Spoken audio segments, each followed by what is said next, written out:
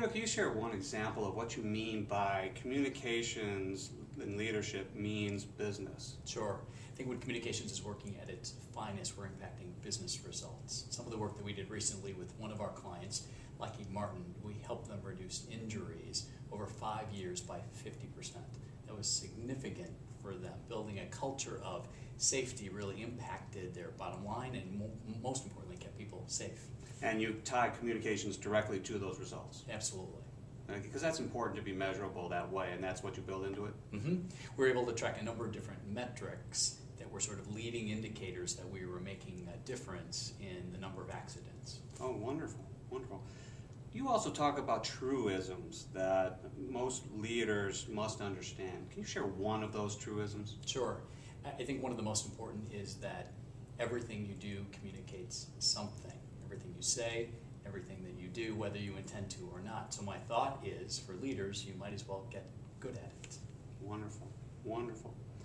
You also talk about myths that leaders believe. What's one of those myths? One of the most common things I hear is this whole notion of I don't have time to communicate. And leaders articulate that in a lot of different ways. And what's so interesting about it is I love to cook, and I am what you might call a clean-as-you-go kind of cook. And I was cooking recently with a friend. Let's just say she's not a clean-as-you-go kind of cook.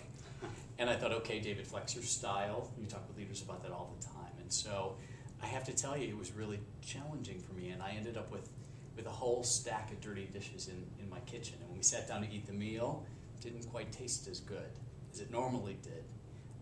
Because I knew I had that stack of dirty dishes, and I was going back to a really messy kitchen.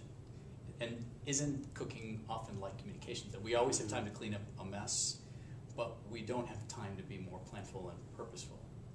And done well, communications actually save us time and help us be more efficient. So the whole notion that I don't have time to communicate really is leaders saying that they'd rather spend time doing other things. And I think it's because they're not sure how to do it, and that's where we as communicators can help them.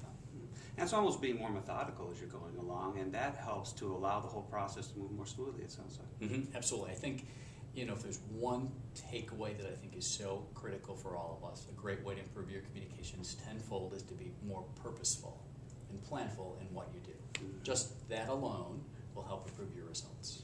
Great. You're comfortable talking to top leaders. Think about the communicators maybe not at that far along in their career, and they're in an organization where they sense that the organization and the leader could really benefit from the lessons that you teach.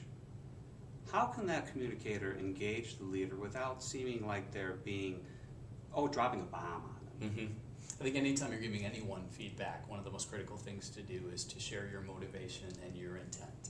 So with the senior leader, for example, positioning your thoughts as ways in which the senior leader can be even better, and that you have some ideas that you think are helpful to them when they're ready to and open to talking about some of those ideas. So I'm going to share my intention, and I may or may not share my ideas on the first conversation, but say, whenever you're ready, I've got some ideas on ways you can be better. And then let the leader follow up with you. Great advice. I've known for 20 years that it's important for leaders to be good communicators. And yet, as you're showing, there's still the need to put this message out there. Why aren't leaders getting this? Why isn't it part of that business culture by this point?